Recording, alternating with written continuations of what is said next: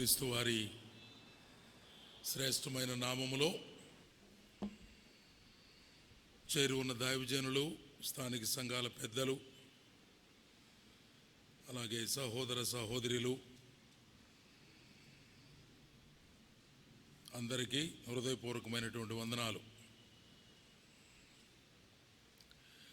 వాక్యం వినటానికి ఇష్టం లేదని ఇదొక సంకేతం.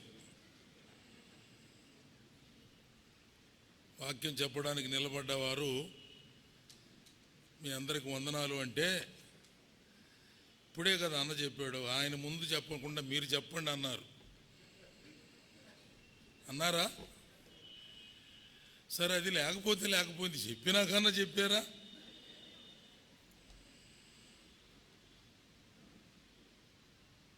నేనే ముందు చెబుతున్నాను. మీ అందరికి వందనాలు.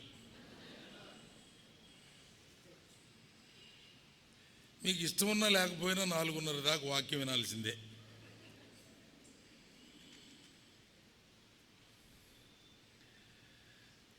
చెరసాలలో పాటలు పాడుతున్నారు. ఫిలిప్పీ పట్టణంలో ఉన్నటువంటి జైల్లో, చెరసాలలో అపోస్తుడైన పౌలు, శీల ఇద్దరూ అర్ధరాత్రి వేళ బంధించబడి వారు పాటలు పాడుతూ ప్రార్థన చేస్తున్నారు. పౌలు అన్నాడు, శీల ఒక కీర్తన పాడు అన్నాడు. నీతోటి రావటమే నా బుద్ధి తక్కువ.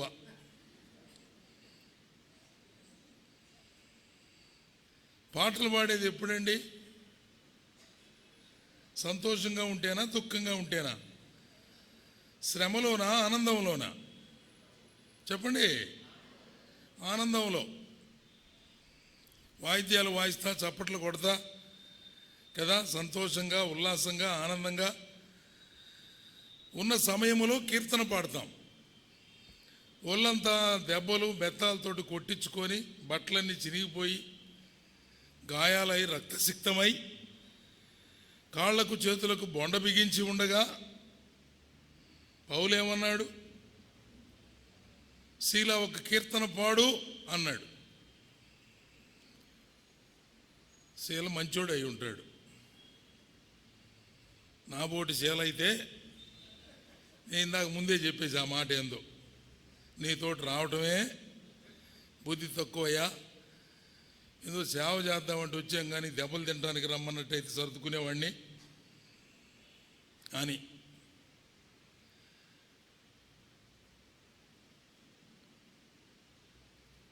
పౌలు శీలలు సంతోషంగా ఉన్నారా, దుఃఖంతో ఉన్నారా? ఆ సమయంలో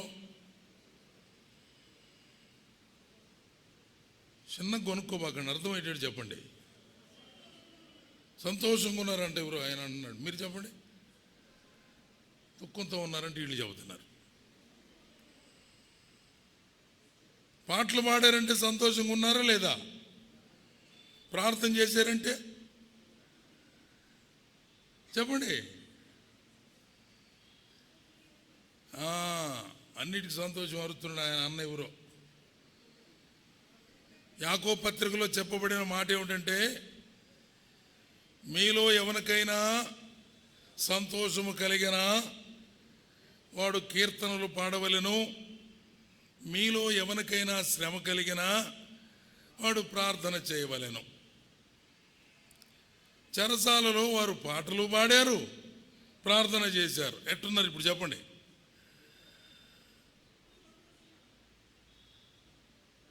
రెండు చెప్పినా కూడా రెండు చెప్పొద్దంటమ్మా, ఏంది అటు చూస్తారు?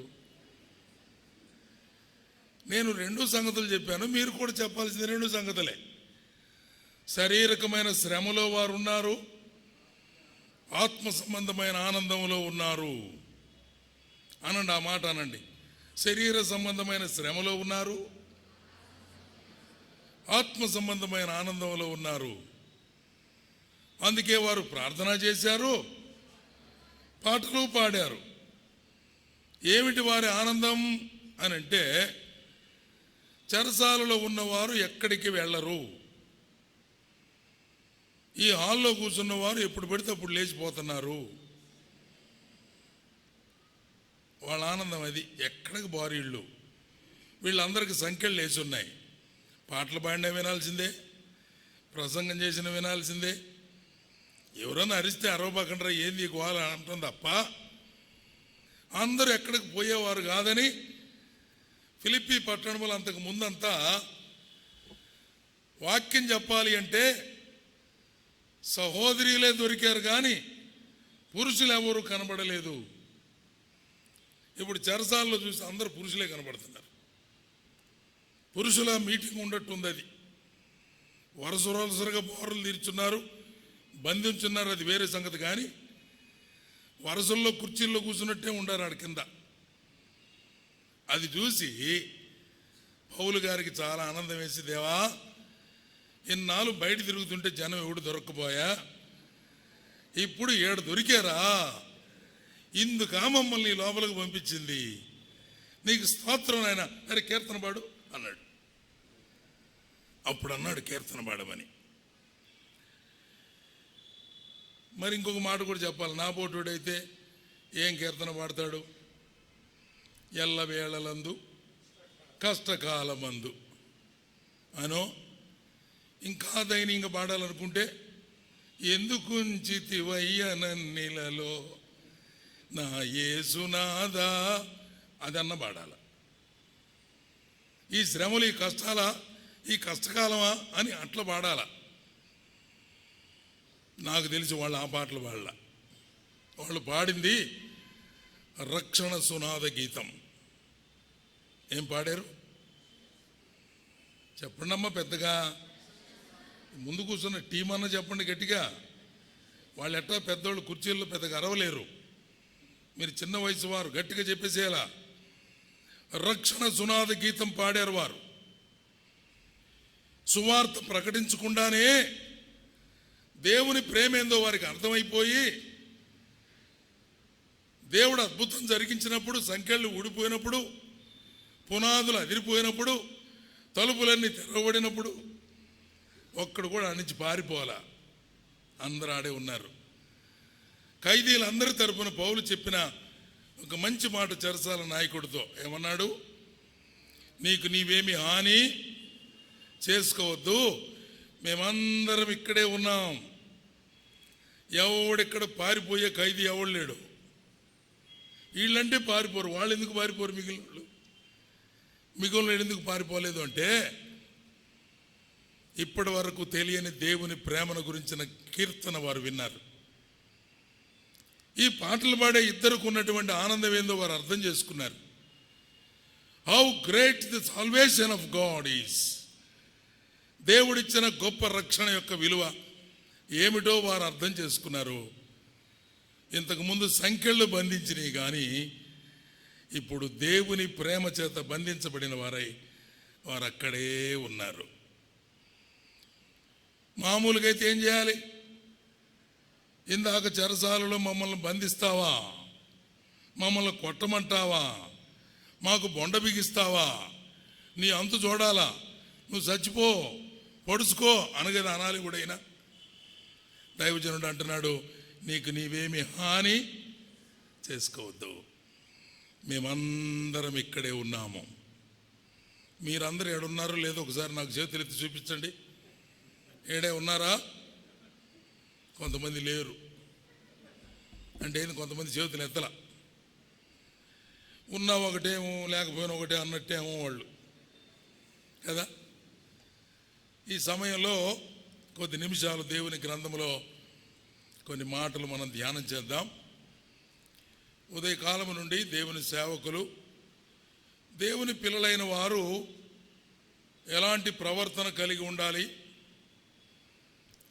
దైవికమైన కుటుంబంలో ఉండవలసిన క్రమాలు ఏమిటి, లోకం ఎలాగుంది, దేవుని పిల్లలు ఎలాగుండాలి అనే శ్రేష్టమైన తలంపులను మనకు అందిస్తూ వచ్చారు.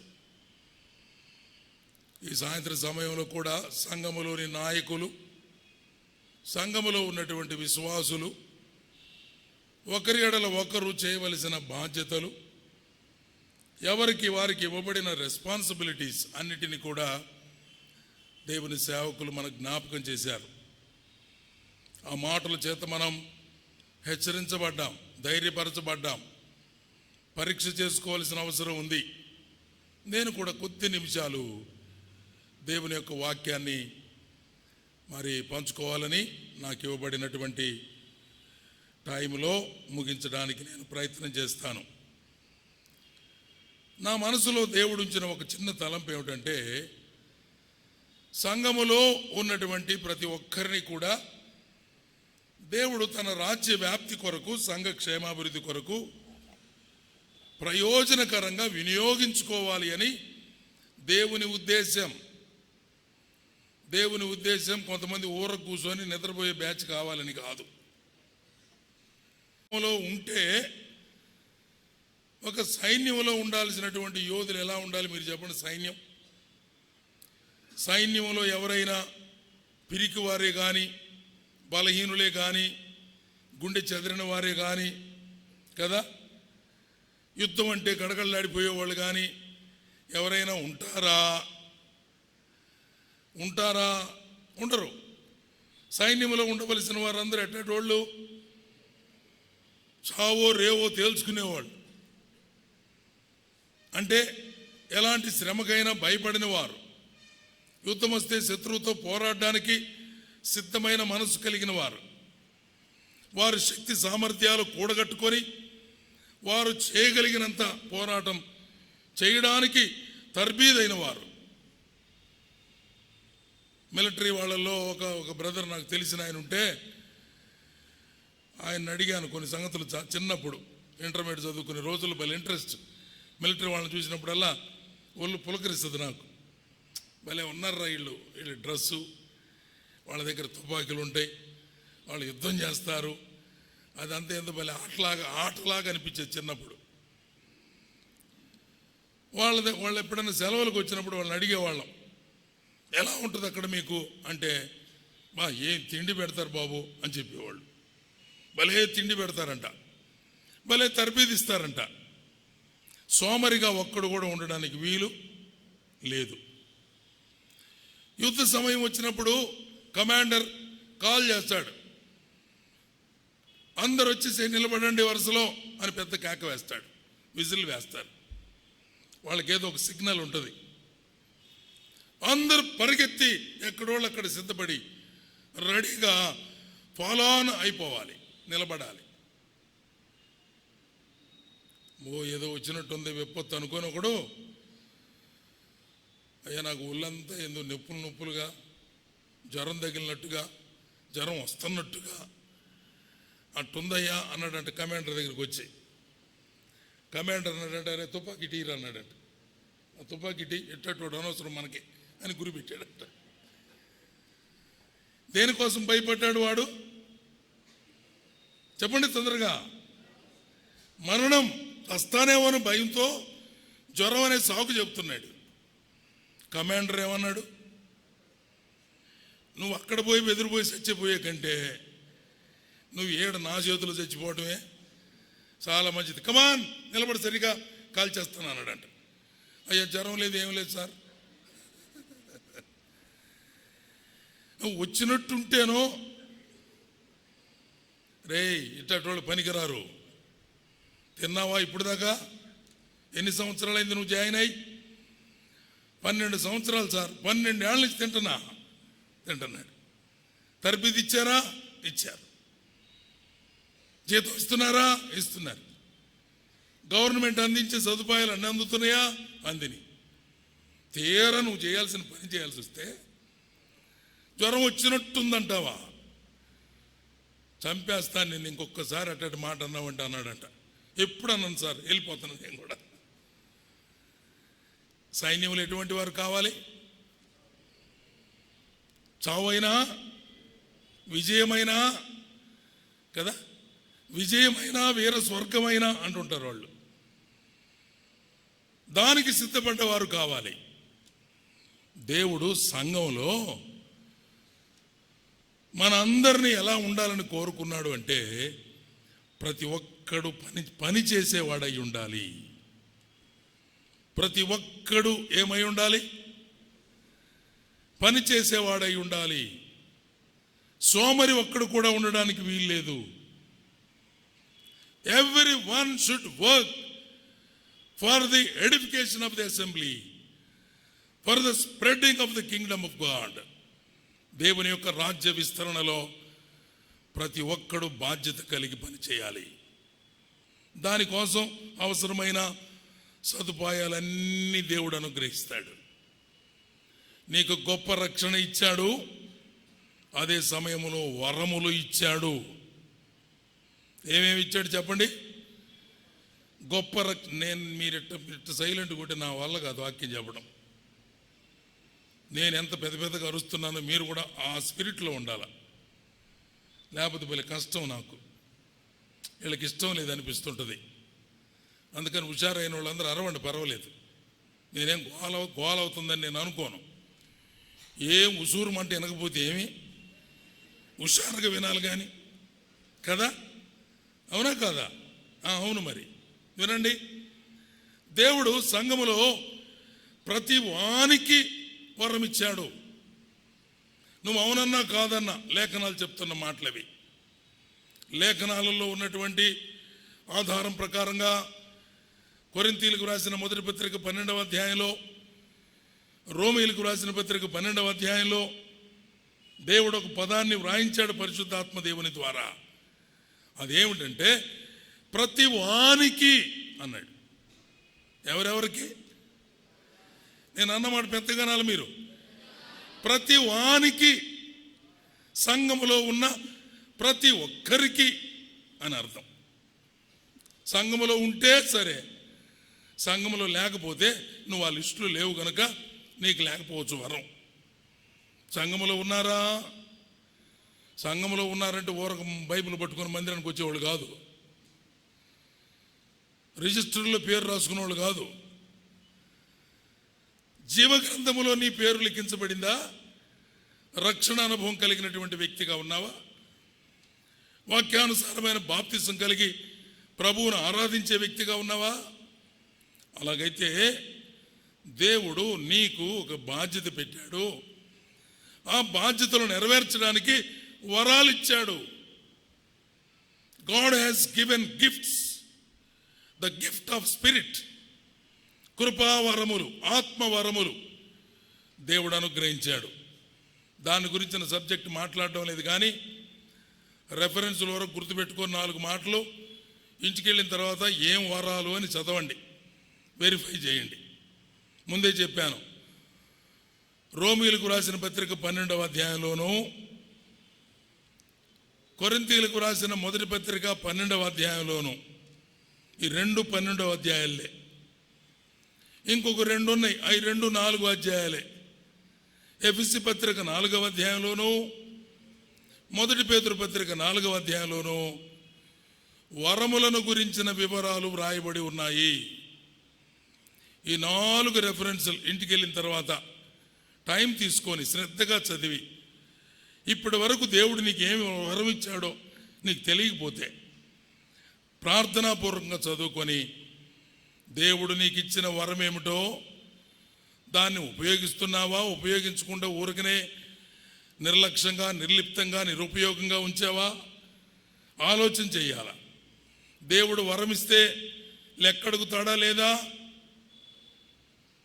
ఒక వ్యక్తికి భార్యనిచ్చాడు, బిడ్డలనిచ్చాడు, దేవుడు లెక్కడుగుతాడా లేదా? కాపర్లకు మందనిచ్చాడు, మందన గురించి లెక్కడుగుతాడా లేదా? ఒక అకౌంటెంట్ ఉన్నాడు, ఆయన దగ్గర ₹1,00,000 ఇచ్చాడు ఆఫీసర్, అకౌంటెంట్ని లెక్కడుగుతారా లేదా? దేవుడు మనలను కూడా లెక్కడుగుతారు. 5 తలాంతులు ఇచ్చిన వాడిని లెక్కడిగాడు, 2 తలాంతులు తీసుకున్న వాడిని లెక్కడిగాడు, 1 తలాంతు వాడిని కూడా లెక్కడిగాడు. చివరిలో ఉన్న వాడిని పేరు పెట్టాడు, సోమరివైన చెడ్డదాసుడా. ఏం చేశాడు? ఏం చేయలా, అది చెప్పాల్సింది. ఏంది మరి? ఏం చేసాడు వాడు? ఏం చేయలా, ఉపయోగించలా, ప్రయోజనం కాల, నిర్లక్ష్యపరిచాడు, నిరుపయోగంగా గుంటలో పెట్టేశాడు తన తలాంతు, తన గిఫ్ట్. విచారకరమైన సంగతి. సంఘాలలో చాలామంది యవనస్తులు ఉన్నారు, చాలామంది సహోదరులు ఉన్నారు, చాలామంది సహోదరులు ఉన్నారు, ఎంతోమంది ఉన్నారు. అందరూ పనిచేయట్లా. రైలు బండి ముందుకు వెళ్ళటానికి నలుగురేనంట పనిచేసేది.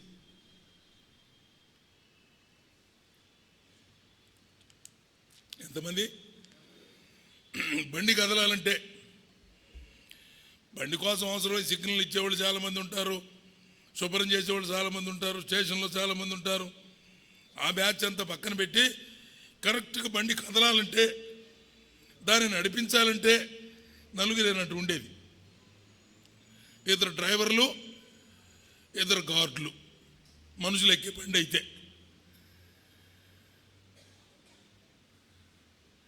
మనుషులు ఎక్కే బండి అయితే నలుగురేనంట.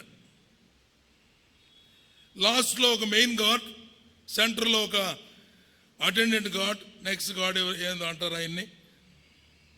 అట్లాగే ఇంజిన్లో కూడా ఒక మెయిన్ డ్రైవర్, అసిస్టెంట్ డ్రైవర్ ఇద్దరు ఉంటారు. హారన్ కొడతారు, వాళ్ళు జెండా ఊపుతారు, బండి వెళ్ళిపోతుంటుంది. బండిలో ఎంతమంది ఉంటారు? ఓయమ్మ నిండా ఉంటారు, కిరిసి చక్కగా కూర్చుంటారు, ప్రశాంతంగా ఉంటారు. వాళ్ళు ఏం చేస్తుంటారు? బండి నడవటానికి వాళ్ళ వంతు ఏమైనా ఉందా? ఏం లేదు. ఓరకు దిక్కులు చూడటం, వేసనకాయలు తినటం, వచ్చిన బుట్టల్లో పోకుండా ఏదో ఒకటి తినటం, ఇట్టాటి పనులు తప్ప బండి ముందుకు సాగడానికి చేసే పనులేమీ లేవు. చాలా సంఘాలు రైలు బండి సంఘాలలాగా ఉన్నాయి. చాలా సంఘాలు ఎట్టుంటాయి? అనండి, నేను అన్నమాట అనండి.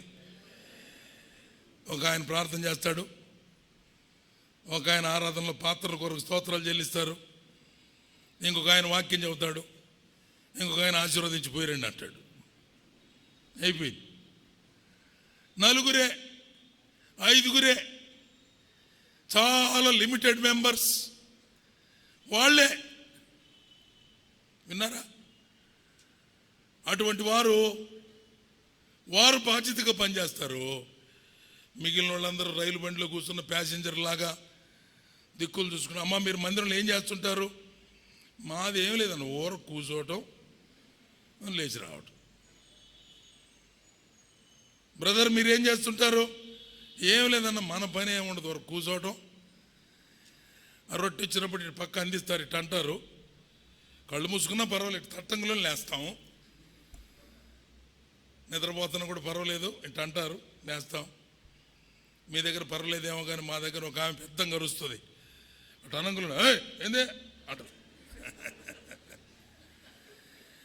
అంటే ఏమనుకుంటుందో మరి, ఏందో ఆమె నా నిద్ర డిస్టర్బ్ చేశారేనే.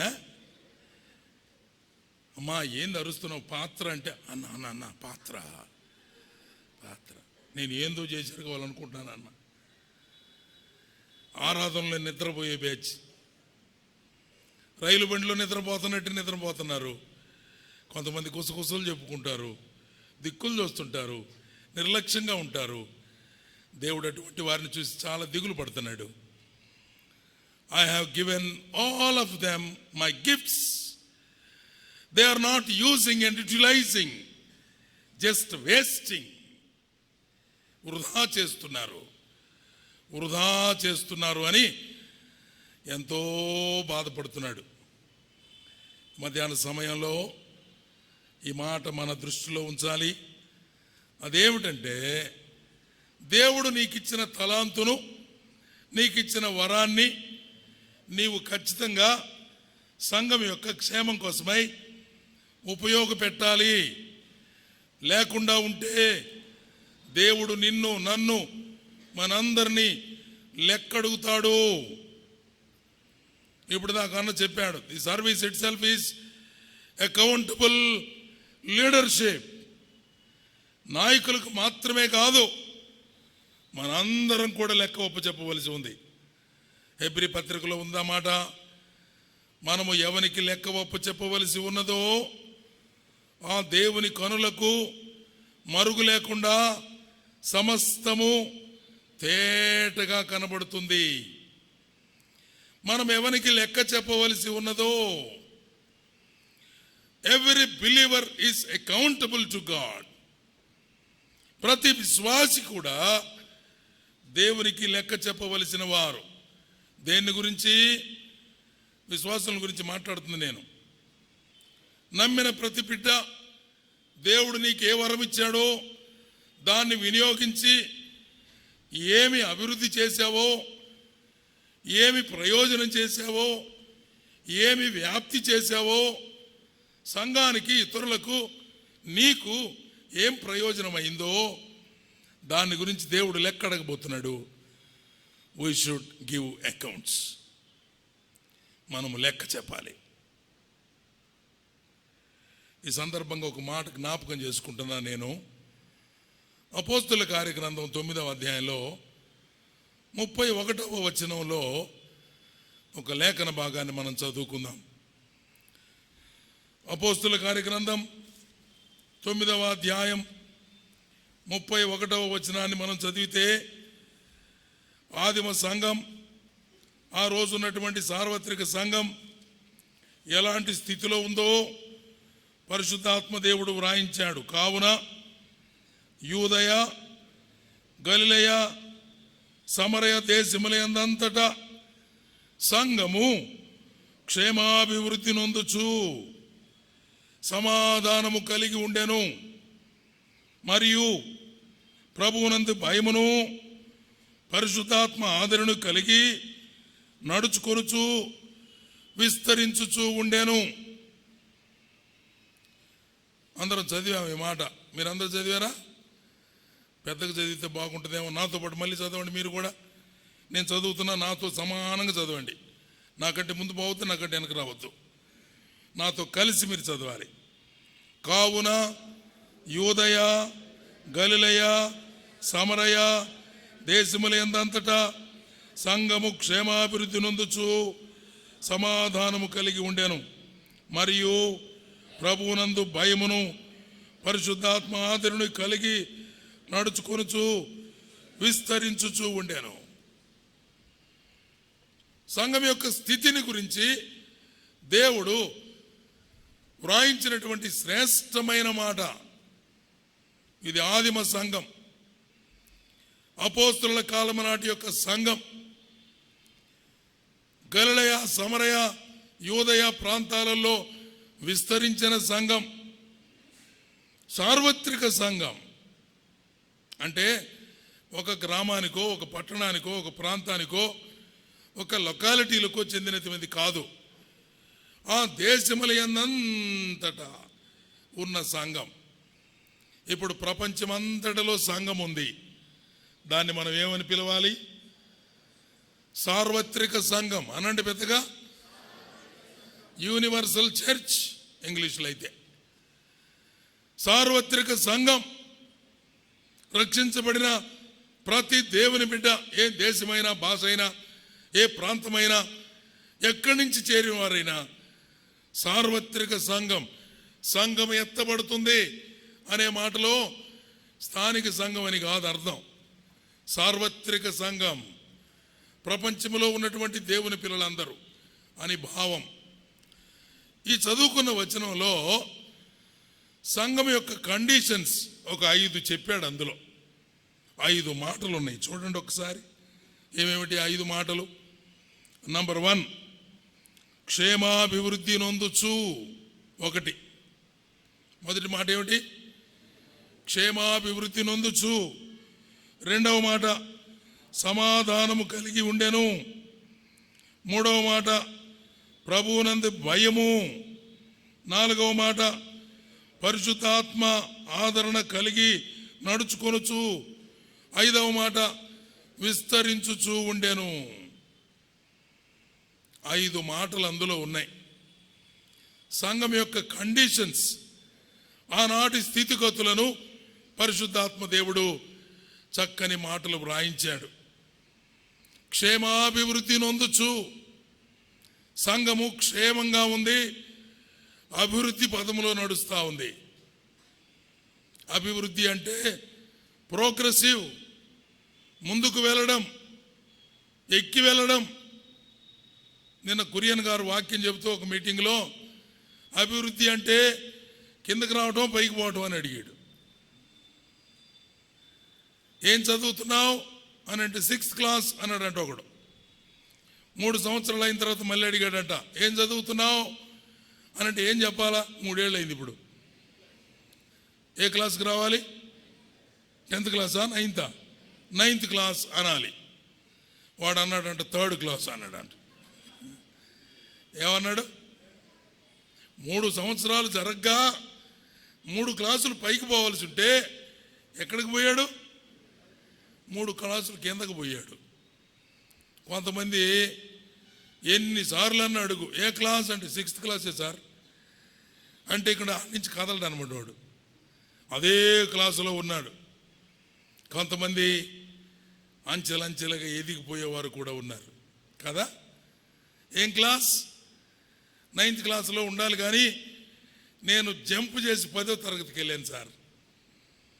మా మాస్టర్ గారు చెప్పారు, రే నువ్వు బాగా చదువుతున్నావు, don't be there in 9th class now, you can face the examinations, పరీక్షలు ఎదుర్కోగలవు, నువ్వు 10వ తరగతిలోకి రా, నీ అభివృద్ధి బాగుంది, వెరీ గుడ్, ఇంటెలిజెంట్ అని చెప్పాడంట మాస్టర్.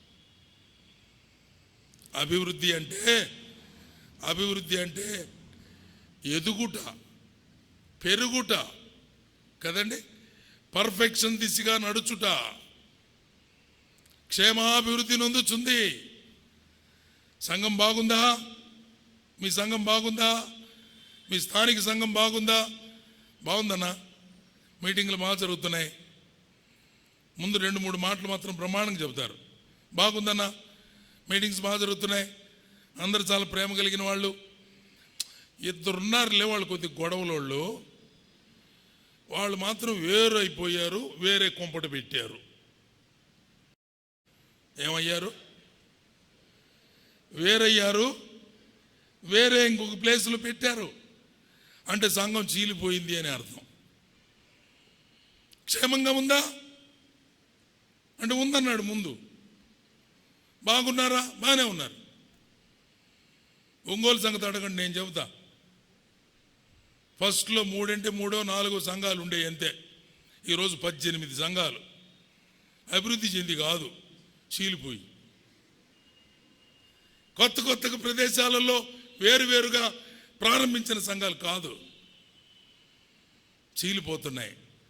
ఆ పరిస్థితి చూస్తే విచారం, దుఃఖం, కన్నీటి పెట్టి ఉపవాసం ఉండి ప్రార్థన చేయవలసినటువంటి పరిస్థితి.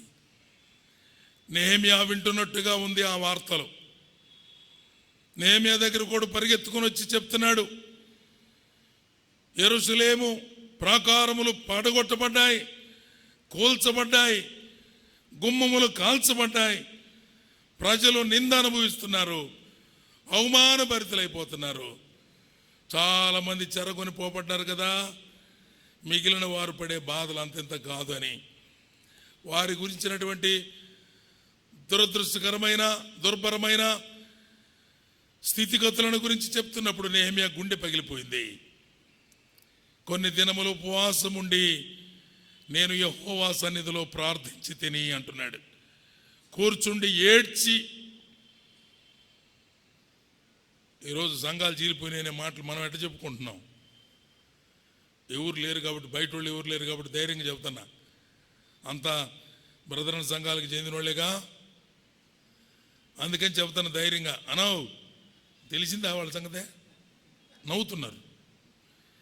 3 అయ్యారంటే వాళ్ళు, దానికి నవ్వు ఎందుకు వస్తుందో నాకు అర్థం కావటం వల్ల. నవ్వాల్సిన అంశమా? ఆరోగ్యం బాగలేదంటే నవ్వుకుంటూ చెప్తామా? పిల్లోడు ఒకడు చచ్చిపోయాడంటే నవ్వుతా చెప్తామా? నష్టపోయాడంటే సంతోషంగా చెప్తామా? సంఘాలను గురించినటువంటి మాటలు మాట్లాడుకుంటా బాధపడి ఏడవలసిన సందర్భాలు మనము క్యాజువల్గా చెప్పేసుకుంటున్నాం. దేవుని పిల్లలమైన మనమందరం కూడా ప్రభు సన్నిధిలో ఏడవలసిన అంశాలు అవి, ప్రార్థన చేయవలసిన అంశాలు. కానీ ఆనాటి సంఘం ఎంత మాదిరిగా ఉంది?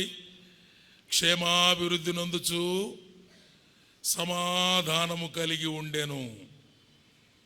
ఎలా ఉన్నారంటే వాళ్ళు సమాధానంగా ఉన్నారు. విశ్వాసులు సమాధానం, సంఘ పెద్దలలో సమాధానం, సేవకులలో సమాధానం, సహోదర సహోదరుల సమాధానం, ఈనాడు కొరవైంది అదే. No peace. సమాధానం దొరకడం లేదు, సమాధానం కొరకై ప్రయాసపడడం లేదు. ఎఫెసీలకు రాసిన పత్రిక 4వ అధ్యాయం 1వ వచనం ఒకసారి చదువుదాం. ఎఫెసీలకు రాసిన పత్రిక 4వ అధ్యాయం 1వ వచనంలో ఒక మాట చదివితే, పౌలు భక్తుడు ఎఫెసీ సంఘానికి వ్రాస్తూ ఏమంటున్నాడు?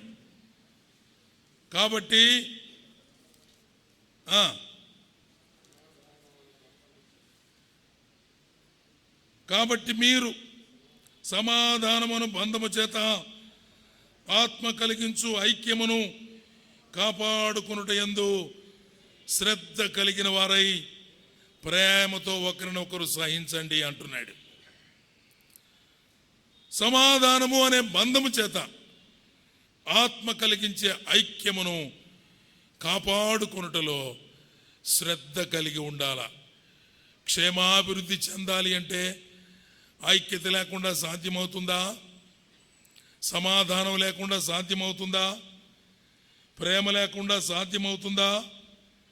దీర్ఘశాంతము లేకుండా సాధ్యమవుతుందా? సంపూర్ణమైన వినయం లేకుండా సాధ్యమవుతుందా? సాత్వికత్వం నేర్చుకోకుండా సాధ్యమవుతుందా? అక్కడ ఉన్నటువంటి ఆ 3 వచనాలు వరుసగా చదివితే సంఘములో ఏమి కొరబడిందో, ఏమి అవసరమైందో దేవుడు తన ఆత్మ ద్వారా తేటగా వ్రాయిస్తూ ఉన్నాడు. సంఘాలలో సమాధానం అవసరం. క్షేమాభివృద్ధి కొరకై ప్రయాసపడవలసిన బాధ్యత ప్రతి ఒక్కరికి ఉంది. ఎందుకు ఇలా కాకుండా పోయింది అంటే ప్రభువునందలి భయము లేదు. ఆనాటి సంఘం ప్రభువునందు భయము కలిగి ఉన్నారు. భయము లేకుండా పోయింది. ఏం భయం? ఏం భయం అంటే దేవుని భయం లేకుండా పోయింది. దేవుడేమో ఎన్నాడో ఎరిగి ఉంటే, ఆయన శక్తి ఏమిటో ఎరిగి ఉంటే, ఆయన ఉనికి ఏమిటో తెలిసి ఉంటే, ఆయనకి ఎలా లెక్క చెప్పాలో అర్థమైతే దేవుని భయం లేకుండా ఉంటుందా? మన దేవుడు ఎలాంటి వాడు? మన దేవుడు ఎంత శక్తి కలిగిన వాడు? నిన్ను రక్షించిన నీ దేవుడు ఎలాంటి క్వాలిటీ కలిగిన వాడు? ఆయన చూచేవాడు, ఆయన వినేవాడు, ఆయన ఎరిగినవాడు. ఆయనకు అసాధ్యమైంది ఏదీ లేదు. నువ్వేం చేస్తున్నావో చూస్తున్నవాడు, నువ్వేం మాట్లాడుతున్నావో వింటున్నవాడు, నీ స్థితిగతులు ఏమిటో సమస్తము ఎరిగినవాడు. ఆయన ముందొచ్చి మనం ఏమైనా ఒట్టొట్టి మాటలు చెప్పాలంటే సాధ్యమవుతాయా? ఒక ఆమె వచ్చింది చెప్పడానికి. నీళ్ళని నీళ్ల కోసం కడవ తీసుకొని వచ్చింది. సమరయ స్త్రీ, అమ్మా దాహం అవుతుంది నీళ్ళు అన్నాడు ఆయన. మీరు యూదులు, మేము సమరయులం కదా, మేము ఇచ్చే నీళ్ళు మీరు తాగుతారా? మీకు మాకు సాంగత్యం లేదు కదా, యూదుల్లాగున్నావు అని అంది. ఈమెకి హిస్టరీ అంతా మాకు తెలుసు, చరిత్ర అంతా చెబుతుంది. సమరయులకు యూదులకు సాంగత్యం లేదని, వారి మధ్య ఉన్నటువంటి సామాజిక రుగ్మతలను గురించి ప్రభువుకు వివరిస్తుంది. అంటుంది, ఈ బావి చాలా లోతైంది, ఇందులో తోడుకోవాలంటే నీకు చేత కావాలి కదా, నీ దగ్గర ఏం లేదుగా, ఎట తాగుతావు నీళ్లు అంటుంది ఆమె. యూదులు యెరూషలేములో ఆరాధన చేస్తారంట. మా సమరయులు చెప్పారు ఈ పర్వతం మీద ఆరాధన చేస్తారని. మెస్సియా వచ్చినప్పుడు ఆరాధించే స్థలాలు అది కాదంట, ఆయన చెప్తాడంట అంటుంది. ఆమె సంభాషణ విన్న వాళ్ళు ఎవరైనా ఈమె ఎంత భక్తి పరురాలరా, ఈమె ఎంత చరిత్ర తెలిసినామే, ఎంత అద్భుతమైన స్త్రీ అని అనుకోక తప్పదు. చాలా భక్తిగా కనపడుతుంది, పైకి భక్తి కలిగి ఉంది, కానీ దాని శక్తిని ఆశ్రయించిన స్త్రీ. మాట్లాడుతుంది ఎవరితో అర్థం కాకుండా మాట్లాడుతుంది ఆమె. ఎంత ఓపిక ఆయనకి కదా, ఓపిక ఉందా లేదా దేవునికి? ప్రభు ఎంత సహిస్తున్నాడో. తెలిసిన వాళ్ళమైతే మనబోటి వాళ్ళమైతే అమ్మ ఫస్ట్ మాటకి నోరు మూసుకుంటే మంచిదమ్మా, నువ్వేందమ్మా మాట్లాడేది మాకు చెప్పేది అనొద్దు అనాలనా అక్కర్లేదా? ఎవరామె? సమరయ స్త్రీ. ఆమె జీవితం కరెక్ట్గా లేదు, ప్రవర్తన సరైనది కాదు. ఆ సంగతి ప్రభువుకు తెలుసు. అయినా ప్రేమతో, ఓర్పుతో, ఓపికతో ఆమె చెప్పేదంతా వింటున్నాడు. ఏం చెబుతుంది, ఎందుకు చెబుతుంది ఆమె? ఈయన ఒక సామాన్యమైన వ్యక్తి అని చెప్తా ఉంది. ప్రభు వెంటనే స్పందించి అన్నాడు, ఈ నీళ్లు తాగేవాడు ఎప్పుడైనా మళ్ళా దప్పికొంటాడు, కానీ నేనిచ్చే నీళ్లు త్రాగువాడు ఎన్నటికి దప్పిక కొనడు అని ప్రభు చెప్పాడు. ఆత్మీయమైన సంగతి. అంతలోనే ఆశ పుట్టింది ఆమెకి. అలాగైతే ఆ నీళ్లు నాకు ఇయ్యయ్యా, ఇంత దూరం రాకుండా ఈ కడవ తీసుకొని అని అంటూ ఉండగా ప్రభు వారు క్యాచ్ చేసాడు ఆమెని. నీ పెనివిటిని తీసుకొని పోమ్మ, ఇస్తాను అన్నాడు. హృదయ రహస్యములు ఎరిగిన దేవుడు ఏ పాయింట్ అడగాలో కదా అడిగేశాడు. నీ పెనిమిటిని తీసుకొని పో అన్నాడు. ఆమె ఆలోచించింది ఒక్క నిమిషం. ఏం చెబితే ఏం తంటాలు అవుతాయి, ఎందుకు వచ్చిన గొడవ? ఒకరిని ఎవడని తీసుకొస్తే నీ పెనిమిటేనా అని అడిగితే ఏం చెప్పాలా? అందుకని ఈ గొడవ అంతా లేకుండా సింపుల్ ఒక అబద్ధం, నాకు పెనిమిటే లేడు అని అంటే పోద్దు కదా అనుకుంది, చెప్పేసింది. ప్రభువుకు తెలుసా తెలీదా అబద్ధం ఆడుతుందని? ఆమె జీవితం మంచిది కాదని, ఆమె ప్రవర్తన సరైనది కాదని ఇది కూడా ప్రభువుకు తెలుసు. ప్రభు అన్నాడు, సరిగ్గానే చెప్పావు అమ్మ, కరెక్టే చెప్పావు. ఇప్పుడున్నవాడు నీ పెనిమిటి కాదు. పెనిమిటి లేడన్నమాట నిజమే. ఇప్పుడున్నవాడు నీ పెనిమిటి కాదు, నీకు 5 పెనిమిట్లు ఉన్నారు అన్నాడు. ఒకే ఒక్క మాటతో ఆమె గుండె బద్దలైపోయినంత పని అయింది. ఎవరైనా నా రహస్య జీవితం తెలిసే, నా పాప జీవితం తెలిసే, నా వేషధారణ జీవితం తెలిసే, నా మాటలన్నీ తెలిసే, ఈయన తెలిసినవాడు కుండ అక్కడే పడేసి పరుగు పరుగున ఊరిలోకి వెళ్ళి కేక వేసి చెప్పిన మాట ఏమిటి? నేను చేసినవన్నీ నాతో చెప్పినవాడు మెస్సియా కాడా, రండి వచ్చి చూడండి. ప్రియమైన వర్లరా, మనం ఎవరు ఎదుట నిలబడి ఉన్నామో అర్థం చేసుకోవాలా. ఆయన జీవాధిపతి అయిన దేవుడు, సమస్తమును ఎరిగిన వాడు, సమస్త జ్ఞానమునకు ఆధారభూతుడైన వాడు, అన్ని విషయాలు పరిశీలనగా చెప్పగలిగిన వాడు, చూడగలిగిన వాడు. ఆ దేవుని దగ్గర మనం ఒట్టొట్టి మాటలు చెప్పడానికి సాధ్యం అవుతుందా? అంత శక్తి కలిగిన దేవుడన్న భయం మన దగ్గర ఉందా? ఆ భయం ఉందా? నేను ఒకసారి ఎక్కడో ఒక లిఫ్ట్లో మా పిల్లలతోటి కలిసి నేను వెళ్తూ చిన్న అమ్మాయితోటి ఏందో ఆటలాడుతున్నాను నేను, మనవరాలతో. మా పాప చెబుతా ఉంది, డాడీ సీసీ కెమెరాలు ఉన్నాయి అటు చేయబాక అంటుంది. చిన్నదానితోటి ముద్దులు ఆడుతున్నాను నేను. కుమార్తెంది పక్కనే, 2 మనవరాళ్ళు ఉన్నారు.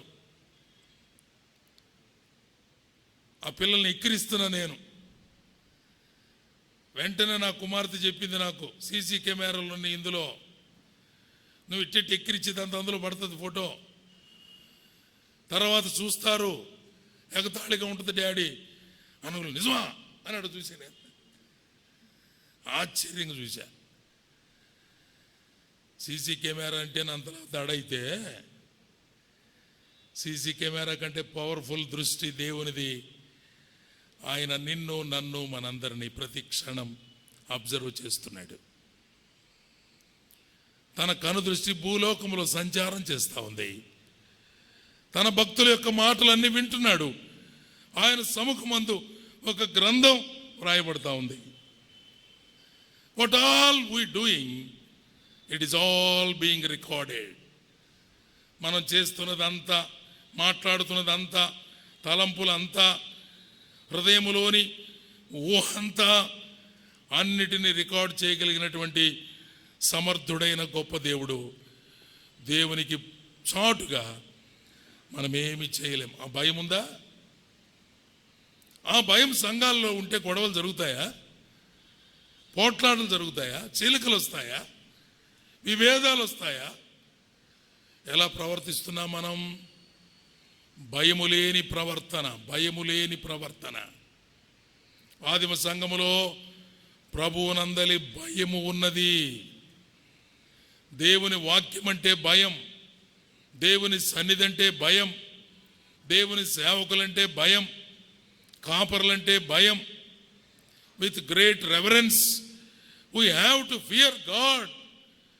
దేవుని భయం సంఘాలలో లోపించింది ప్రియులరా.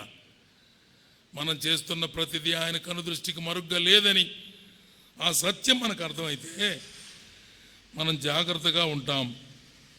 పరిశుద్ధాత్మ యొక్క ఆదరణలో మనము నడవవలసి ఉంది. ఆనాటి సంఘం అలాగున పరిశుద్ధాత్ముడు నడిపించిన కొలది నడిచారు. With the guidance of the spirit of God, దేవుని ఆత్మ చేత నడిపించబడ్డారు. మనందరికీ తెలుసు, రోమీయులకు రాసిన పత్రికలో 8వ అధ్యాయం 14వ వచనంలో ఎందరూ దేవుని ఆత్మ చేత నడిపించబడతారో వారు దేవుని కుమారులు. వారు దేవుని కుమారులు. దేవుని ఆత్మచేత ఎందరూ నడిపించబడుదురో వారందరూ దేవుని కుమారులు. దేవుని సేవకులమైన మనం దేవుని ఆత్మచేత నడిపించబడుతున్నామా? సంఘములలో పెద్దలైన వారు దేవుని ఆత్మచేత నడిపించబడుతున్నామా? సహోదరులు సహోదరులైన వారు దేవుని ఆత్మచేత నడిపించబడుతున్నామా? లేదా వేరే మనుషుల చేత నడిపించబడుతున్నామా? నాకు తెలిసిన ఒక గ్రామంలో చిన్న సంఘం ఒకటి ఉంది. సంఘ పెద్దగారు ప్రకటనలు చేయాలి. సంఘ పెద్దగారు అక్కడ ఉండేటువంటి వారు ఎవరు వాక్యం చెప్పాలో, ఎవరు ప్రార్థన చేయాలో, ఎవరు పాట పాడతారో అవన్నీ చెప్తుంటాడు. సంఘ పెద్దగారికి ఎదురుగా సంఘ పెద్దగారి భార్య కూర్చుంటుంది ఎదురుగా. ఏం చేయబోయినాడు చూస్తుంటాడు ఆయన. ఇప్పుడు మన మధ్యలో ఉన్న సహోదరులు అని అనంగా అటు చూస్తాడు ఆయన. ఇంటంటది ఆమె, సైగ చేస్తుంది. ఇతను చెప్పు, ఇతని పేరు చెప్పు. ఆనందన్న గారు పాట పాడతారు. సైగ చేస్తేనే, సైగ చేయకపోతే ఆయన పేరు రాదు. ప్రార్థన చేస్తారు, ఇట్టంటది. ఇటు పక్క అందరికి కనపడుతూనే ఉండే. సరే, జనానికి కనపడితే కనపడింది ఎట్టో మీ బాధలు మీరు పడండి. దేవుడికి కనపడడంలా సంఘం ఎవరి చేత నడిపించబడతా ఉంది? నడిపించవలసింది ఎవరు? బాధ్యత తీసుకుని వాక్యం ప్రకటించి సంఘాన్ని జాగ్రత్తగా కాపురులైన వారు నడిపించవలసి ఉండగా they are led by their wives. వారు భార్యలు చెప్పినట్టు చేస్తున్నారు. సేవకులే కానీ, పెద్దలే కానీ, పరిచారకులే కానీ. సోదరి ఒక ఆమె అంటుంది, వాడిని బళ్ళకాడికి తీసుకొచ్చినట్టు మాత్రం ఒప్పుకున్నాను. ఆమె ఒప్పుకోదట, దేవుడు ఒప్పుకుంటాడు. దేవుడు దీర్ఘశాంతం వహిస్తాడు. ఈమె మాత్రం ఒప్పుకోదంట. ఎలా ఉంది పరిస్థితులు? నేను ఇవన్నీ ఒట్టెట్టు మాటలు చెప్పడం వల్ల, కల్పించడం వల్ల, what I heard and experienced, ఎక్కడెక్కడ చూశానో పేర్లు చెబితే మర్యాద ఉండదు కాబట్టి పేర్లు చెప్పట్లా. ప్రారంభ దినాలలో ఊర్ల పేర్లు మనుషులకు కూడా చెప్పేవాడిని. ఆ రోజులు అంతవరకే వినేవాళ్ళు. ఇప్పుడంతా రికార్డు కదా. ఇంతకుముందు అట్నే చెప్పేవాడిని. ఆ ఊరు పేరు చెప్పేవాడిని, అన్న మనిషి పేరు చెప్పేవాడిని, లైవ్ ఎగ్జాంపుల్స్ అన్నీ చెప్పేవాడిని. తర్వాత ఒకరోజు ఇట్నే క్యాసెట్ తీశారు, ఆ ఊర్లోనే పెట్టారు. అది మైకులు పెట్టారు మందిరం మీద, నేనే చేసిన ప్రసంగం. వెంటనే ఆయన వచ్చాడికి, ఏందన్న మా మీద చెప్పావు? ముందను కన్నా అయినా ఊళ్ళో చెప్తే ఎట్టను వేరే ఊళ్ళో. అందుకని నేను కూడా పేరు చెప్పడంలో ఏమిలే. ఇవన్నీ నిజంగా జరిగిన సంఘటనలే. దేవుని అందరి భయం ఉందా? పరిశుద్ధాత్మ యొక్క ఆదరణలో నడిపించబడుతున్నామా? విస్తరిస్తుందా సంఘం? ఆత్మీయతలో వృద్ధి చెందుతున్నామా? జాగ్రత్త వహించవలసిన అంశాలు ఉన్నాయి. ఆ సంఘం అలా ఉండాలంటే ఆశ్చర్యకరమైన సంగతులు ఆ అధ్యాయంలో వ్రాయబడి ఉన్నాయి. దేవుడు కొంతమంది వ్యక్తులను ఏర్పరచుకొని వారు చేసిన పరిచర్య ద్వారా, వారి బాధ్యతల ద్వారా దేవుడు ఆ సంఘాన్ని అలా చేశాడు. చాలా త్వరగా 7 అంటే 7 మాటలు చెప్పి ఆపేస్తాను. టైం అయిపోయింది. నాకు కూడా 10 నిమిషాలు ఉన్నప్పుడు గుర్తొస్తాయి ఇవన్నీ. ఇంకా అయిపోయింది, టైం అయిపోయింది, 10 నిమిషాలే ఉంది. నేను ముగిస్తున్నాను. ఈ సంఘం ఇలాంటి స్థితిలో క్షేమాభివృద్ధి నొందుచు సమాధానం కలిగి దేవుని యందలి ప్రభువునందలి భయం కలిగి పరిశుద్ధాత్మ ఆదరణలో నడుచుకొనుచు విస్తరించుచు ఉన్న సంఘం అలా ఉండడానికి కారణం దేవుడు ఏర్పరచుకున్న కొంతమంది వ్యక్తుల యొక్క పరిచర్యను బట్టే. దేవుడు ఏర్పరచుకున్న వారిలో ఆ అధ్యాయంలోనే పేర్లు ఉన్నాయి. వాళ్ళ పేర్లు చదువుతున్నాను, గమనించండి. 10వ వచనం దమస్కులో, 9వ అధ్యాయం 10వ వచనం అపోస్తుల కార్యం. దమస్కులో అననీయ అను ఒక శిష్యుడు ఉండెను. ఎవరంటే ఈయన? అననీయ అనే శిష్యుడు. అనండి, ఎవరు ఈయన? శిష్యుడు. పేరు అక్కర్లేదులే మనకు కదా. శిష్యుడు ఉన్నాడు. అదే అధ్యాయంలో 36వ వచనంలో యొప్పేలో తబితా అనే ఒక శిష్యురాలు ఉండెను. ఒక శిష్యుడున్నాడు, ఒక పట్టణంలో ఒక శిష్యుడున్నాడు, మరొక పట్టణంలో మరొక శిష్యురాలు ఉన్నది. మనలో శిష్యులు ఉన్నారా? బిలీవర్స్ ఉన్నారా? శిష్యులు ఉన్నారా? శిష్యులు అనే పదం మర్చిపోయాం మనం. దాని గురించి ఆలోచన చేయడం లేదు అసలు. ప్రభువారు అపోస్తలులకు చెప్పినటువంటి మాట, సువార్త ప్రకటించి మీరు చేయవలసిన పని ఏమిటి? మత్తయి సువార్త 28వ అధ్యాయం 19వ వచనం. మత్తయి సువార్త 28వ అధ్యాయం 19వ వచనం. త్వరగా చదవండి ఎవరన్నా. కాబట్టి మీరు వెళ్ళి సమస్త జనులను శిష్యులుగా చేయుడి. అపోస్తలులారా మీరు వెళ్ళండి. మార్కు సువార్త 16వ అధ్యాయంలో ఉన్న మాట మనకు తెలుసు. సర్వలోకమునకు వెళ్ళి సర్వ సృష్టికి సువార్త ప్రకటించండి. మీరు వెళ్ళి సమస్త జనులను నాకు శిష్యులుగా చేయండి. ఈ దినాల్లో బిలీవర్స్ ఎక్కువైపోయారు కానీ డిసైపుల్స్ లేరు. డిసైపుల్ అంటే ఏం చెప్పండి? శిష్యుడు, శిష్యురాలు అని అంటే ఏం చెప్పండి? గురువుతోనే ఉండేవారు, గురువు దగ్గర నేర్చుకునేవారు, గురువు యొక్క క్రమాన్ని పాటించేవారు, గురువు ఆజ్ఞాపిస్తే చేస్తారు, గురువు యొక్క పర్యవేక్షణలోనే ఎదుగుతారు, గురువు యొక్క ఉద్దేశాలు నెరవేర్చడానికి ఉంటారు. Our Lord Jesus is our guru. మన ప్రభువే మన గురువు. ఆయనే మన బోధకుడు, ఆయనే మన గైడ్. ఆయన శిష్యులుగా మనం ఉండాలి. మాస్టర్ గారు కుర్చీలో కూర్చుంటాడు, శిష్యులు ఆడు కూర్చుంటారు. చెప్పండి, గమాలు చెప్పండి. చెప్పి చిన్నవి కూడా శిష్యులు గురువు గారి పాదాలకు దగ్గరగా కూర్చుంటాడు కదా. దేవుని సేవకులు అప్పుడప్పుడు చెప్తుంటారు, పెద్ద దైవజనుల పాదాల దగ్గర కూర్చొని నేర్చుకున్నాం మేము అంటుంటారు, శిష్యరకం చేశాం అంటుంటారు. ఈ రోజుల్లో ఏ సంఘంలోనైనా మేము యేసు ప్రభు శిష్యులు అని చెప్పేవాళ్ళు ఉన్నారా?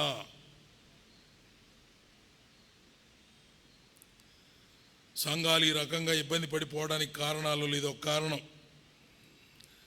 ప్రభువుకు శిష్యులుగా ఉందామన్నది లేదు. శిష్యుడికు గురువు ఒక మాట చెప్తే ఎదురు చెప్పడానికి లేదు, ప్రశ్నించడానికి లేదు, చేయకుండా ఉండడానికి లేదు. అవసరమైతే తెలుసుకోవాల్సిందే తప్ప one should listen to the command of a master. తన బోధకుని యొక్క, యజమానుని యొక్క మాటకు విధేయులు కావాలి. డిసైపుల్స్, దీని గురించి ఒక పెద్ద ప్రసంగం. డిసైపుల్కి ఉండవలసిన లక్షణాలు ఏమిటి, ఎవరు, వారి ప్రవర్తన ఏమిటి, వారి రిజల్ట్స్ ఏమిటి, వారి అంతం ఏమిటి, బైబిల్ గ్రంథంలోనే ఒక పెద్ద ప్రసంగం చేయొచ్చు.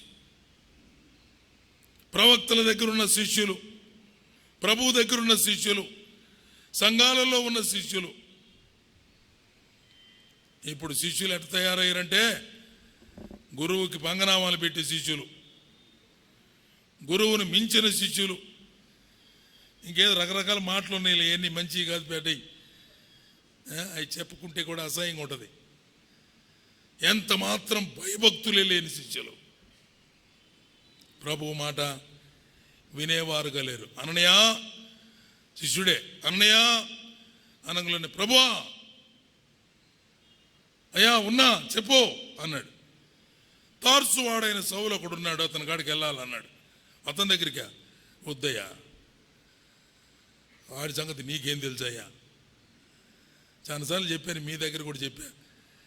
మా మందిరంలో సహోదరుడు ఉండేవాడు, ప్రార్థన చేస్తే, ఇప్పుడు కూడా ఉన్నాడులే, ప్రార్థన చేస్తే ప్రభువా ఇతని సంగతి నీకు తెలియదయ్యా అంటుంటాడు దేవుడిని.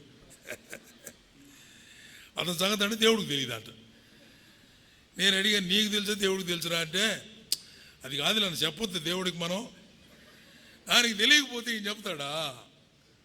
ఏమంటే సృష్టికర్త అయిన దేవుడు, రక్షణకర్త అయిన దేవుడు, సర్వజ్ఞుడైన దేవుడు, సర్వాంతర్యామి అయిన దేవుడు, సమస్తమును చూడగలిగిన దేవుడు, అన్ని ఎరిగిన దేవుడు ఆయనకా మనం చెప్పేది. అన్నయ్య ఏమంటున్నాడు, అయ్యా వాడి సంగతి నీకు తెలియదయ్యా తారుచోడు, ఆ సౌలు అనేవాడు తోడేళ్ళు అంటూడయ్యేవాడు, విశ్వాసుల మీద, మీ శిష్యుల గుంపుల మీద, ప్రార్థన చేసుకునే వారి మీద దుముకుతాడయ్యా, చంపేస్తాడు, పట్టుకొని చెరసాలలో వేస్తాడు, సంగమునకు ఎంతో కీడు చేసిన వాడు.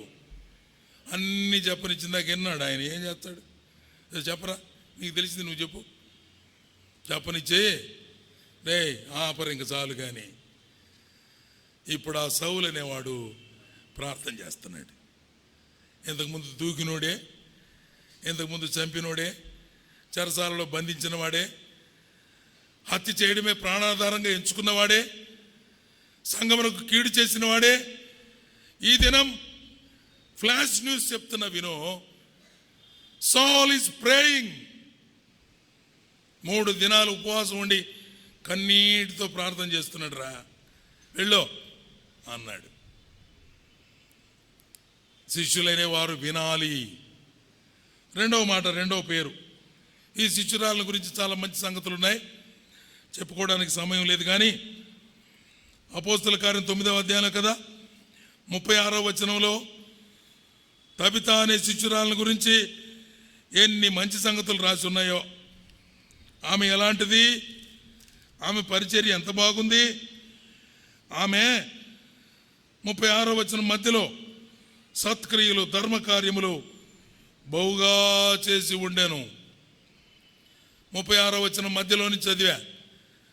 శిష్యురాలైన తబిత, దోర్కా అని పిలువబడిన ఆమె ఎన్నో మంచి కార్యాలు చేసింది, సత్క్రియలు, ధర్మకార్యములు బహుగా చేసింది.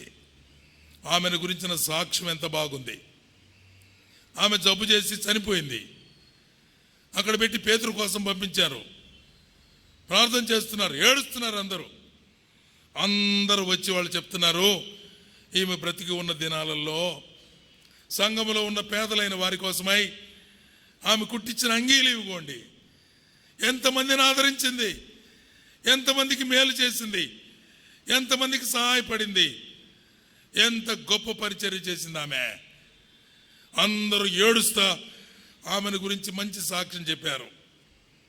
ప్రియమైన వారలారా, హెబ్రీయులకు రాసిన పత్రికలో 13వ అధ్యాయంలో ఒక్క మాట మనం చదువుదాం చూడండి.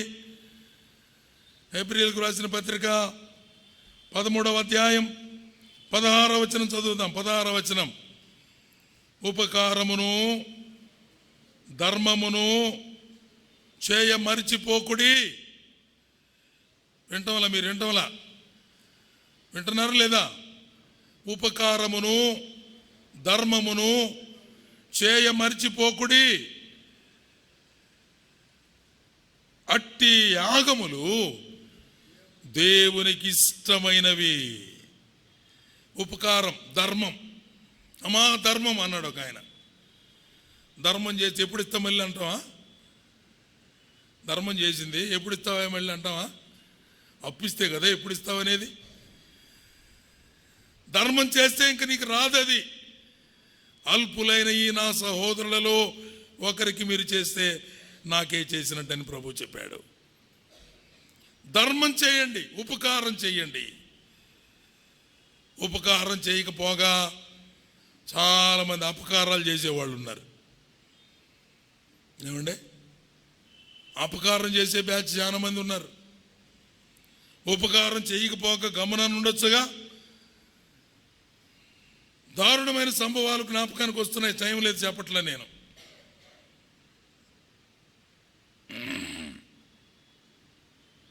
దేవుడు హెచ్చరిక చేస్తున్నాడు. ఉపకారం చేయండి, ధర్మం చేయండి. మూడో వ్యక్తి చూడండి. ఇద్దరు శిష్యుల గురించి చదివాం. మూడో వ్యక్తి 9వ అధ్యాయం 27వ వచనం, బర్నబా.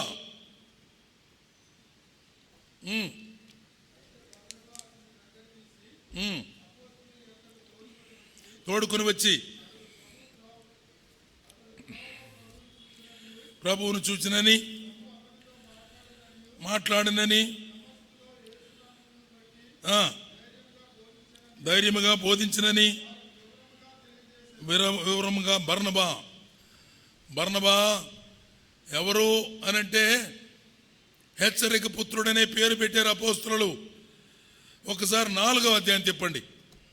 అపోస్తల కార్యం 4వ అధ్యాయం 36, 37 వచనాలలో ఆయనను గురించిన వివరాలు వ్రాయబడి ఉన్నాయి. కుప్రలో పుట్టిన లేవీయుడకు యోసేపు అను ఒకడు ఉండెను. ఇతనికి అపోస్తలులు హెచ్చరిక పుత్రుడైన అర్థమిచ్చు బర్నబా అను పేరు పెట్టి ఉండిరి. 37వ వచనంలో, ఇతడు భూమి గలవాడై ఉండి దానిని అమ్మి దాని వెల తెచ్చి అపోస్తల పాదముల దగ్గర పెట్టాను. బాగా ధనవంతుడైన వాడు, భూస్వామి, భూమి ఉన్నవాడు.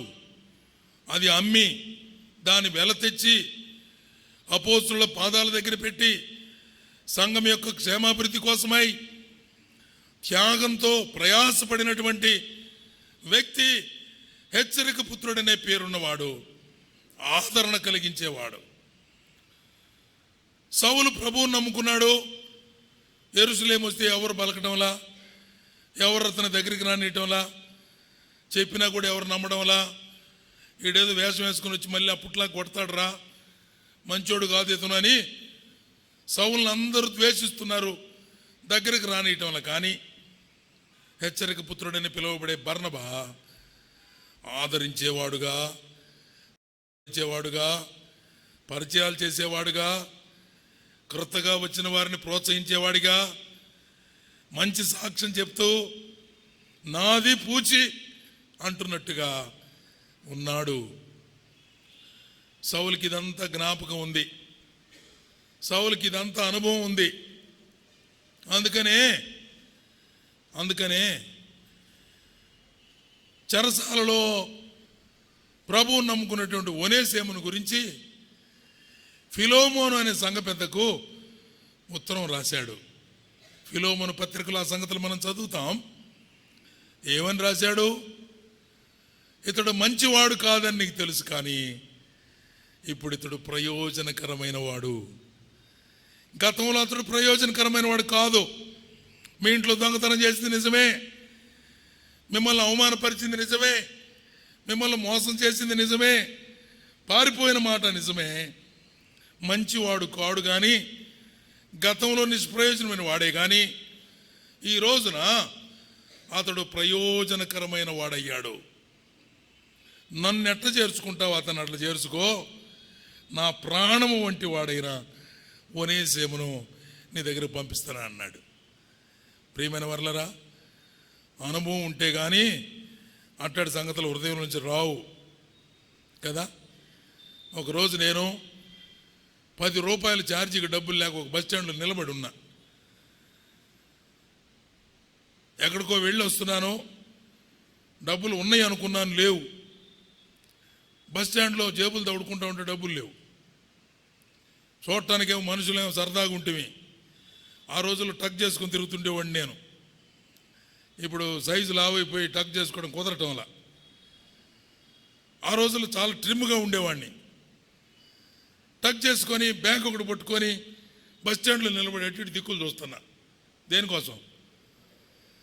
ఛార్జీకి డబ్బులు లేవు. నన్ను చూసినాడు ఎవడు డబ్బులు లేవు అనుకోరు. కమ్మను కూర్చున్నా, ఆ ప్లాట్ఫామ్ మీద కూర్చొని, బెంచ్ మీద కూర్చొని ప్రార్థన చేసుకున్నా. ప్రభువా, నేను వెళ్ళాల్సిన ఊరు ఒంగోలు వెళ్ళాలి. నేను వెళ్ళవలసిన ఊరు ఆ బస్సు వచ్చినప్పుడు ఆ బస్సులో నన్ను ఎరిగిన వాడు ఎవరైనా ఉండేటట్టు చూడయ్యా. లేకపోతే ఇప్పుడు ఏమని డబ్బులు అడుక్కోవాలి, ఎవరిని అడగాల? సార్ ఛార్జీకి డబ్బులు లేవు, ఇట్టటువంటి రోజు చూస్తాను పావే అనరా. ఎన్నిసార్లు మనమే అని ఉంటాం. నాకు కూడా గుర్తే కదా ఇవన్నీ. అందుకని అడగడానికి ఏమి ధైర్యం రావట్లా. కామ్గా కూర్చొని ప్రార్థన చేసుకుంటూ కూర్చున్నాను. లోపల బస్సులో రానే వచ్చింది. కాసేపు ఒక అరగంట తర్వాత తెలిసిన సహోదరుడే ఉన్నాడు, బ్రదర్ ఉన్నాడు. లోపల నుంచి అటు చూసాడు, అన్నా కేకేశాడు. వస్తున్నా అన్న. నేను కూడా గేట్ ఎక్కుతా ఉన్నానా, నేను తీస్తున్నా టికెట్, నేను తీస్తున్నా. నువ్వే తీయాల్సింది, నాకా డబ్బులే. నా దగ్గర డబ్బులు ఆడుండేరు నాయన. సరే రా, పర్లేదు నువ్వేది అన్నా. దేవానికి స్తోత్రం. నా ప్రార్థన విని ఈ చిన్న దాంట్లో కూడా ఎంత సహాయం చేసావయ్యా. ఇట్లా బుద్ధి లేకుండా ఎప్పుడు డబ్బులు లేకుండా బయటికి రావచ్చా? ఛార్జీ మోయినవన్న పెట్టుకోవద్దు. పొరపాటును ఖర్చు చేశాను. ఎందుకు ఆ మాట చెప్పానంటే, ఇట్టాడి సందర్భాలు ఎవరికైనా వస్తాయి. నాకు తెలియనోడు ఒకడు తచ్చట్లాడుతున్నాడు ఒకసారి బస్ స్టాండ్లో. తెలియదు అతను ఎవరు, నాకు తెలియదు. బాగున్నాడు పాపం కుర్రవాడు. అటు ఇటు తిరుగుతున్నాడు, దిక్కులు చూస్తున్నాడు, ఇటు చూస్తున్నాడు. దగ్గరికి వెళ్ళి అడిగాను, ఏం పేరు నీ పేరు, ఎక్కడికి వెళ్తున్నావు, వెయిటింగ్ ఫర్ హోమ్, ఎవరి కోసం చూస్తున్నావు, ఏందిరా ఇంత పట్టించుకుని అడుగుతున్నాడని. ఆ కుర్రాడు అన్నాడు, sir I lost my purse, నా పర్సు పోయింది సార్, నేను పలానా చోటుకు వెళ్ళాలి, ఎట్ట వెళ్ళాలి అర్థం కాక ఆలోచన చేస్తున్నానంటే వెంటనే నాకు అనిపించింది, ఒకరోజు ఇట్లాంటి పరిస్థితుల్లో నేనున్నాను, దేవుడు నాకు సహాయం చేశాడు. ఆ సహాయం చేయడానికి నాకు మనసు పుట్టించాడు. ఎంత ఛార్జ్ అంటే ఛార్జ్ ఎంతో తెలియదు సార్ నాకు. కండక్టర్ని కనుక్కున్నా, డబ్బులు ఎంత అన్నాను. వాడికి ఇంకా ఒక 50 రూపాయలు ఎక్స్ట్రా ఇచ్చి టికెట్ ఇచ్చి పంపిస్తే, సార్ మీ నంబర్ ఏంటి సార్, నేను ఫోన్ చేస్తాను, డబ్బులు పంపిస్తానంటే, ఇట్లాంటి ఎన్నోసార్లు నాకు కూడా జరిగింది ఆయన. సౌలు జీవితంలో ఎలాంటి అనుభవాలే ఉన్నాయి. యెరూషలేములో ఎవరు తన దగ్గరికి చేరనీలా. బర్నబా ఆదరణ పుత్రుడిగా సహాయం చేసి సంఘములో ఉన్న వారితో కలపడానికి ఎంత ప్రయత్నం చేశాడో. పౌలు గొప్ప సేవకుడై తన చివరి దశలో చెరసాల్లో ఉన్నప్పుడు రోమాలో ఫిలోమోను సంఘములో నుంచి ఒకడు పారిపోయి వచ్చిన ఒనేసేము కోసం ఆయన ప్రాధేయపడి రాస్తున్నాడు. ఇడు మంచివాడు కాదనుకుంటాడేమో, మారిపోయాడు. ప్రియమైన వారలారా, మన సంగతులు మనం మర్చిపోయి తర్వాత వాళ్ళని ఎంత బాధ పెడతాం. దేవుడు నిన్ను క్షమించిన సంగతి మర్చిపోతావు, దేవుడు నీకు మేలు చేసిన సంగతి మర్చిపోతావు, దేవుడు నీకు కృప చూపిన సంగతి మర్చిపోతావు, దేవుడు నిన్ను ఆదరించి ధైర్యపరిచిన సంగతి మర్చిపోతావు. 500 దేనారాలు ఒకడు అప్పు ఉంటే యజమానుడు క్షమించాడు ఊరకనే. క్షమించబడ్డ వాడికి 50 రూపాయలు ఇవ్వాలంటే వాడు పక్కనోడు వీడేం చేశాడు గుర్తుందిగా మీకు? 50 రూపాయలు ఇవ్వాల్సిన వాడు గొంతు పట్టుకున్నాడు. కడతావా లేదా, ఇస్తావా చస్తావా, కట్టేశాడు అక్కడ. ఆ యజమానుడికి తెలిసింది ముందు ఆయనకి, అయ్యా నువ్వు 500 దేనారాలు క్షమించావే, వాడు ఇప్పుడు 50 రూపాయల కోసం గొడవ పెట్టుకుంటున్నాడు అయ్యా అంటే, వెంటనే యజమానుడు పిలిపించాడు, రే వాడిని పట్టరండిరా, కట్టేయండిరా వాడిని, 500 దేనారాలు క్షమాపణ పొందావు కదా, 50 క్షమించలేవా? మనలో ఎంతమంది ఉన్నారు ఇట్లాంటి వాళ్ళు? పూర్వపు స్థితి మర్చిపోయి, నీవు పొందిన అవమానం మర్చిపోయి, నిరాదరణ మర్చిపోయి, నీవు కృంగిన స్థితి మర్చిపోయి, ఎవడైనా ఆ స్థితిలో ఉంటే ఆదరించేది ఉందా? ఉపకారము ధర్మము చేయ మరొకడి, అవి దేవునికి ఇష్టమైన యాగాలు. ప్రియమైన వారలారా, టైం అయిపోయింది, చెప్పడానికి వీలు కాదు. పేర్లు వరకు చదువుతా, పేర్లే చదివేస్తా, తర్వాత మీరు ధ్యానం చేసుకోండి. 33వ వచనంలో బర్నబా, 33వ వచనంలో ఆయనయా మార్పు చెందినవాడు, సాక్ష్యం కలిగిన వాడు. అతనిని బట్టి ఆ పట్టణాలలో ఉన్న వారందరూ ప్రభు దగ్గరకు చేరి వచ్చారు. 39వ వచనంలో పేతురు సువార్తికుడు పలు ప్రాంతాల్లో తిరిగి రక్షణ సువార్త ప్రకటించి అనేక మంది విశ్వాసులను ధైర్యపరిచి సువార్త సేవలో విరామం లేకుండా ఆత్మల సంపాదనలో ప్రయాసపడిన వ్యక్తి. 43వ వచనంలో సీమోను అనే చర్మకారుడు పేదవాడైనా పేతురుని ఇంట చేర్చుకొని అనేక దినములు పరిచర్య చేశాడు. ఆఖరిగా 9వ అధ్యాయం 11వ వచనంలో తార్సువాడైన సౌలు ప్రార్థనాపరుడుగా కనబడుతున్నాడు. ముందు ప్రసంగంలో మనం ప్రార్థన గురించి ఎన్నో సంగతులు విన్నాం, అనేకమైన మాటలు మనం విన్నాం. సంఘం యొక్క క్షేమాభివృద్ధి కొరకు, విస్తరణ కొరకు దేవుడు కోరుకున్నటువంటి విధానాలు మన సంఘాల్లో ఉండడం కోసం దేవుడు నన్ను ఏర్పరచుకున్నాడు. నీకు ఇచ్చిన వరం ఏమిటో అర్థం చేసుకొని దేవుని పనిలో వాటిని సద్వినియోగం చేసి ఆశీర్వాదకరంగా ఉండాలని ప్రేమతో మనవి చేసి ముగిస్తున్నాను. ప్రభు ఈ తలంపులను మన కొరకు ఆశీర్వదించును గాక. చిన్న మాట ప్రార్థన. ప్రేమ కలిగిన తండ్రి, మీకు స్తోత్రం. ఒకరిద్దరు దాసులు నిలుపుకొని అవసరమైన సంగతులను మీరు ప్రకటింపజేశారు. ప్రభువా, మీకు వందనాలు. ప్రారంభ దినాల్లో ఉన్నటువంటి సార్వత్రిక సంఘం ఎలాంటి స్థితిలో ఉందో అలా ఉండడానికి ఆ కాలంలో ఉన్నటువంటి ప్రజలు, వ్యక్తులు ఎంత ప్రయోజనకరమైన పాత్రలుగా ఉన్నారో మీ గ్రంథంలో వ్రాయించారు.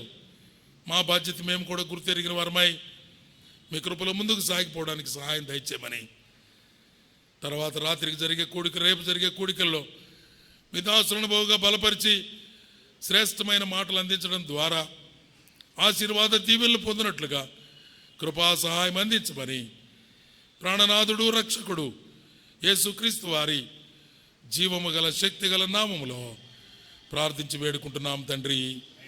ఆమేన్. అందరికీ వందనాలు. Thank you.